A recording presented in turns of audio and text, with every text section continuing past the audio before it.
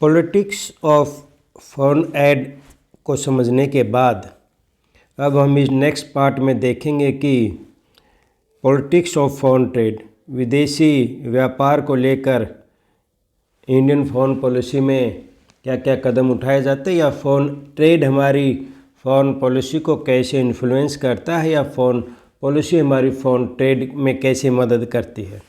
तो दोनों आपस में एक दूसरे को इन्फ्लुएंस करते हैं, एक दूसरे को एक फॉरेन ट्रेड एक डिटर्मिनेंट के रूप में काम करता है फॉरेन पॉलिसी के। तो आज इस पार्ट में हम ये देखेंगे कि भारत का फॉरेन ट्रेड, विदेशी व्यापार किन किन कंट्रीज से होता है, एक्सपोर्ट इंपोर्ट में बड़े भागीदार हमारे पार्टनर कौन हैं, और कौन सी कमोडिटी पर हम फोकस करते हैं, और क्या हमारा विदेशी व्यापार का कुछ हिस्ट्री रही है, उसके बारे में हम इसमें देखेंगे।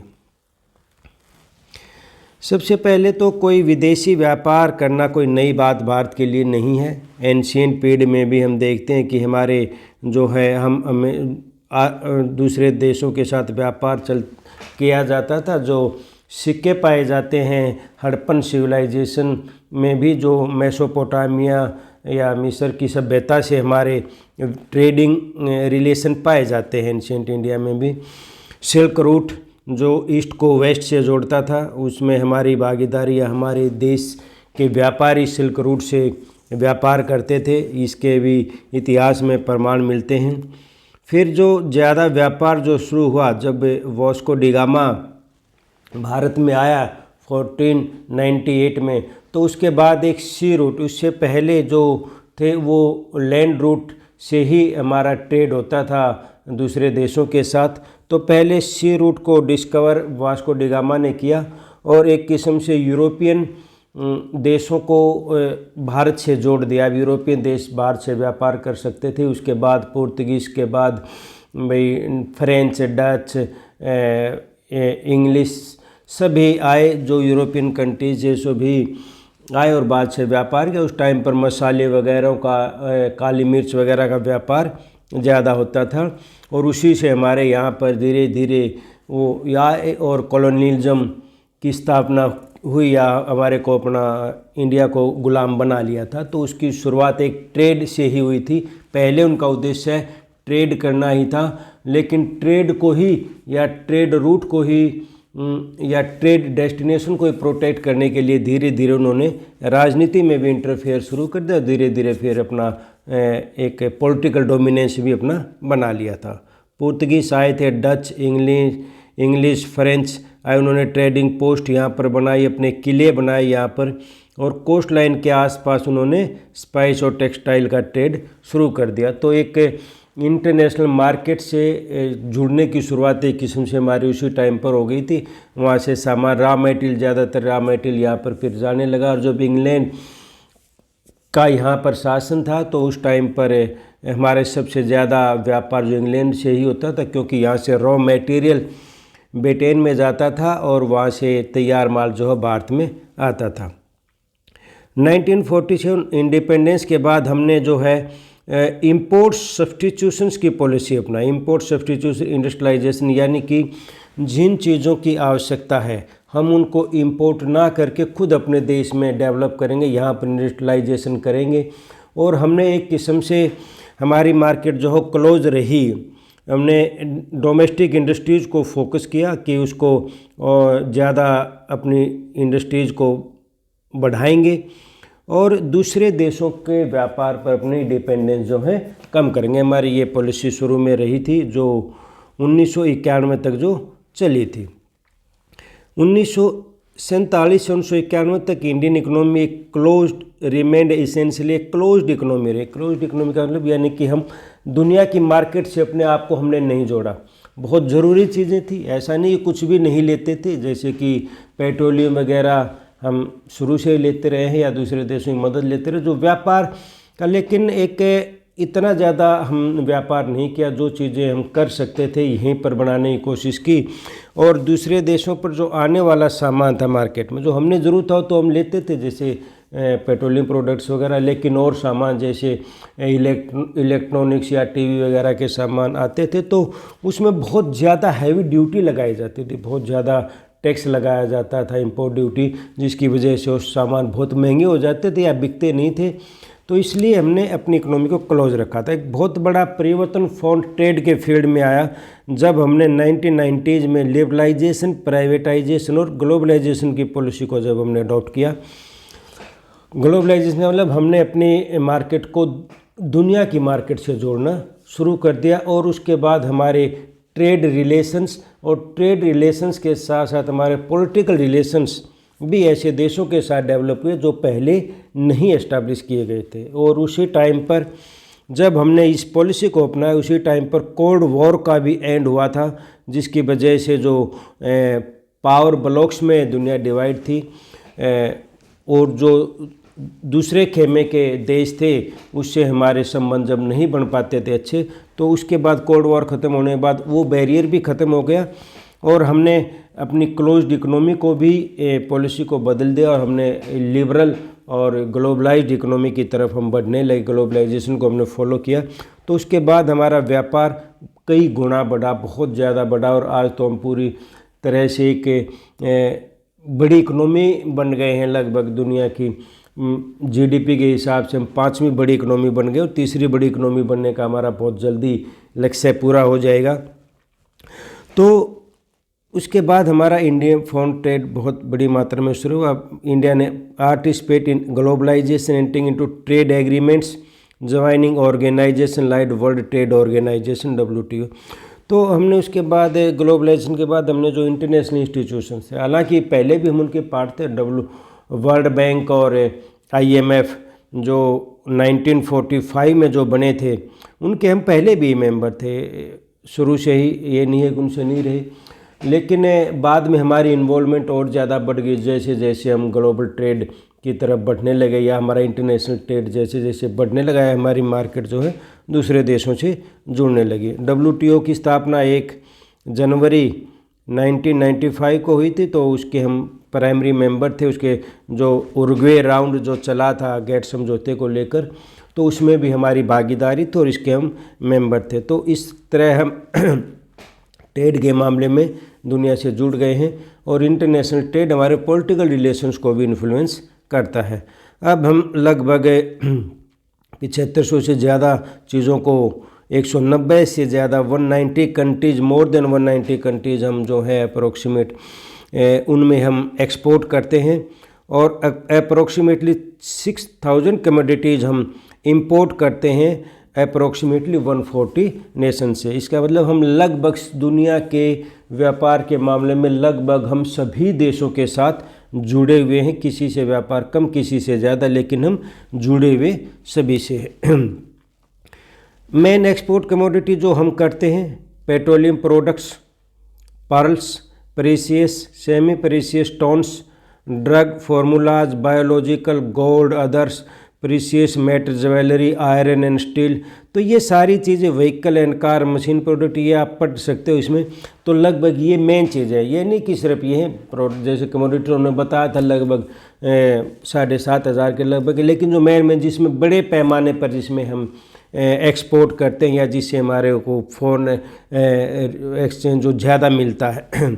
इसी तरह मेन इंपोर्ट कमोडिटी में पेट्रोलियम क्रूड, जिसके मामले में हम मिडल ईस्ट पर ज़्यादा, या मिडल ईस्ट और वेस्ट एशिया कंट्रीज़ पर हमें ज़्यादा, जिसमें इराक वगैरह है जहाँ से हमें ज़्यादा तेल लेते हैं जो हमारी एनर्जी डिमांड्स को फुलफ़िल करता है। गोल्ड है, पेट्रोलियम प्रोडक्ट्स हैं, coal, coke, pearl, organic chemicals, machinery, industrial machinery, ये डेयरी नहीं, डेयरी अलग, इंडस्ट्रियल मशीनरी, आयरन स्टील वगैरह। तो ये बहुत सारे प्रोडक्ट्स, इसकी और भी लिस्ट लंबी हो सकती है, लेकिन जो मेन हमने लिखे हैं जो हम, जिसमें हमारा बड़े पैमाने पर एक्सपोर्ट और इंपोर्ट होता है।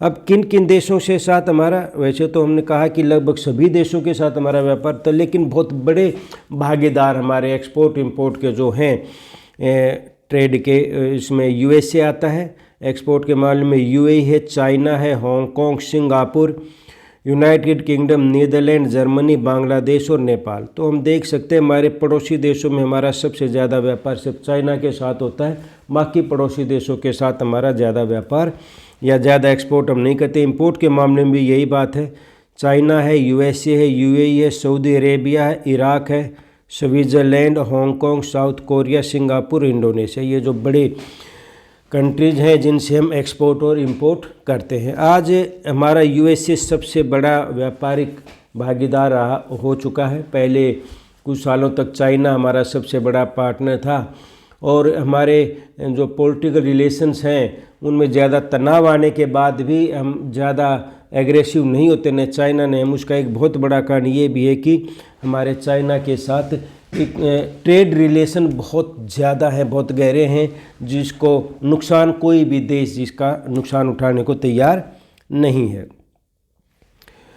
तो अब मेन चीज़ आती है, हमने देख लिया कि हमारा फ़ॉरेन ट्रेड का थोड़ा सा इतिहास और उसके बारे में अब हम किन किन चीज़ों में किन किन देशों से करते हैं। और ज़्यादा इकोनॉमिक स्टैटिक्स में जाने की आवश्यकता हमें नहीं है और फिर इकोनॉमिक्स का विषय हो जाता है इंटरनेशनल बिजनेस या इंटरनेशनल ट्रेड में। हमारा तो मुख्य फोकस जो है वो है कि हमारी जो फ़ॉरेन ट्रेड है हमारे फ़ॉरेन रिलेशंस को कैसे प्रभावित करता है, इन्फ्लुएंस करता है। तो दोनों ही चीज़ें आपस में इन्फ्लुएंस करती हैं एक दूसरे को। वो कैसे करते हैं कि हमारी फॉरेन पॉलिसी में हमेशा हम ये फोकस करते हैं कि किन देशों के साथ हमने व्यापार बढ़ाना है, किन देशों के साथ हमने फ्री ट्रेड एग्रीमेंट करना है, किन देशों के साथ बाइलेटरल ट्रेड एग्रीमेंट साइन करना है, मल्टीनेशनल इंस्टीट्यूशंस में हमारे इकोनॉमिक ट्रेड को कैसे प्रोटेक्ट करना है। तो वो सभी हमारा इन्फ्लुएंस करता है हमारी फॉरेन पॉलिसी को। हम अपने फॉरेन ट्रेड को बढ़ाते हैं। यदि हम फॉरेन ट्रेड को बढ़ाने का प्रयास करते हैं तो उसका एक माध्यम हमारी फॉरेन पॉलिसी है।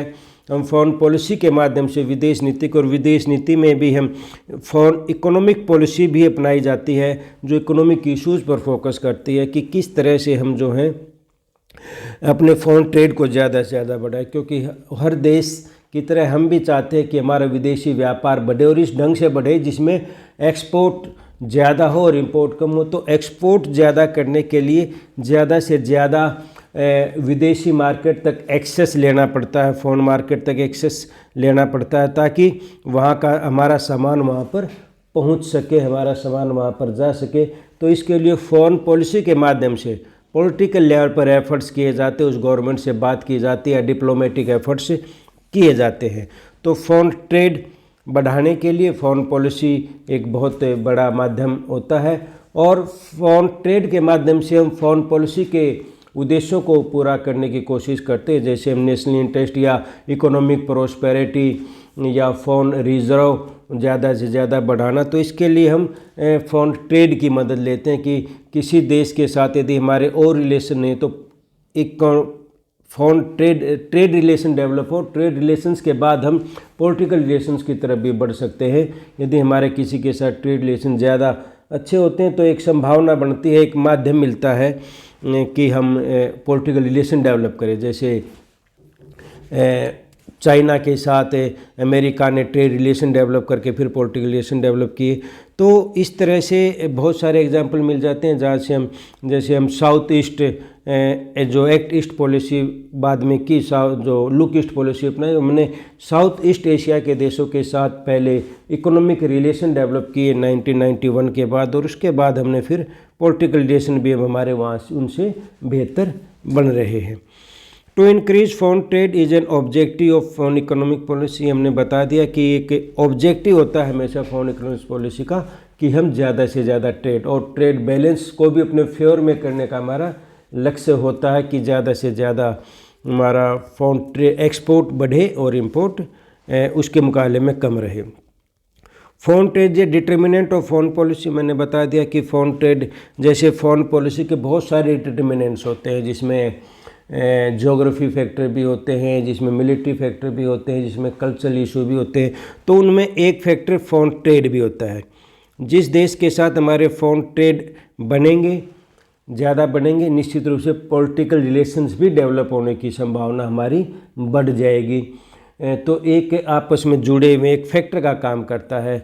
हमारे अमेरिका के साथ हमारे फॉरेन इकोनॉमिक रिलेशंस या ट्रेड रिलेशंस भी ज़्यादा हो चुके हैं, तो उससे हमारी जितने ट्रेड रिलेशन ज़्यादा बढ़ रही उतनी हमारी नज़दीकियाँ भी बढ़ती जा रही हैं। बहुत सारे फ्री ट्रेड एग्रीमेंट या स्ट्रेटेजिक पार्टनरशिप कई तरह के समझौते होते हैं।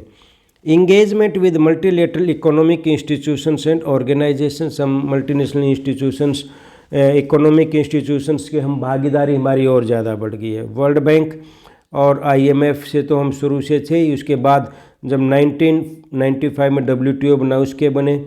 इसके अलावा जो जैसे हमने पढ़ा था एशियन डेवलपमेंट बैंक, और 1914 में न्यू डेवलपमेंट बैंक, 2014 में न्यू डेवलपमेंट बैंक जो भी की स्थापना जो की गई ब्रिक्स द्वारा, उसके भी मेंबर हैं। इसके अलावा और भी हम रीजनल कोऑपरेशन भी करते हैं, जैसे सार्क या बीमस्टेक रीजनल ऑर्गेनाइजेशन। इसमें भी मुख्य फोकस जो है अपने ट्रेड बढ़ाने को लेकर, इकोनॉमिक रिलेशनशिप जब बनाई जाती है तो इकोनॉमिक रिलेशनशिप का सबसे इम्पोर्टेंट फैक्टर ट्रेड ही होता है, उसमें ट्रेड को ही बढ़ाने पर ज़्यादा फोकस किया जाता है।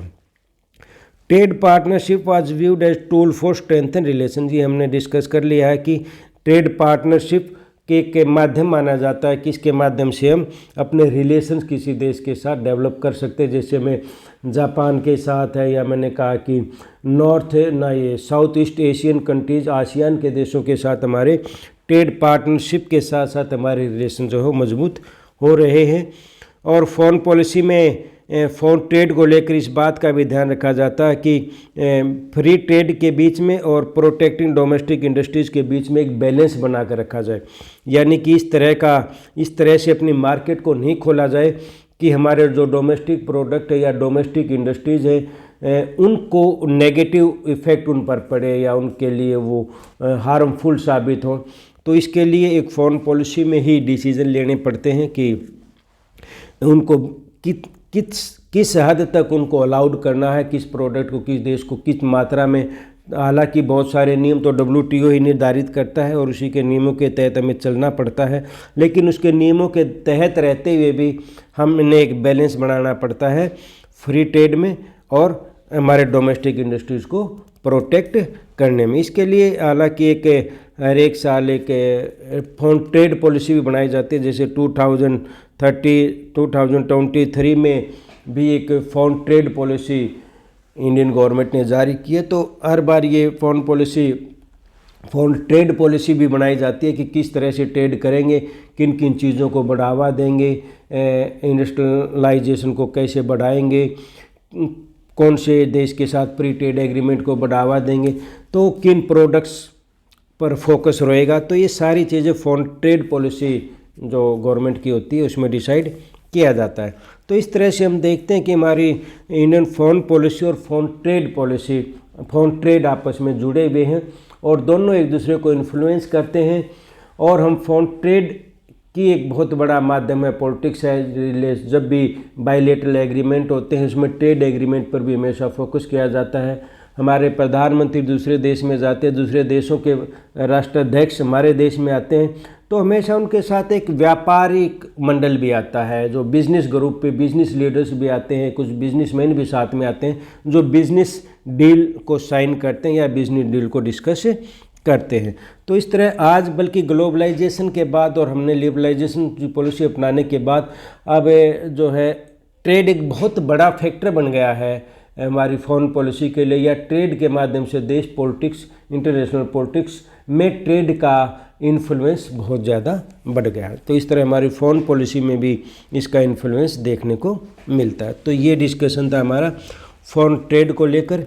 अब आगे के जो देखेंगे, जो भी इसमें टॉपिक के बच्चे हैं इससे संबंधित, जैसे ग्लोबलाइजेशन से संबंधित हमारी ग्लोबलाइजेशन और हमारी इंडियन फॉरेन पॉलिसी पर क्या प्रभाव है, या फिर जो है इंटरनेशनल इकोनॉमिक इंस्टीट्यूशंस हैं उनका भारत से क्या संबंध है, या किस तरह से भारत उनको साथ डील करता है। तो ये टॉपिक हम यहीं पर ख़त्म करते हैं। धन्यवाद।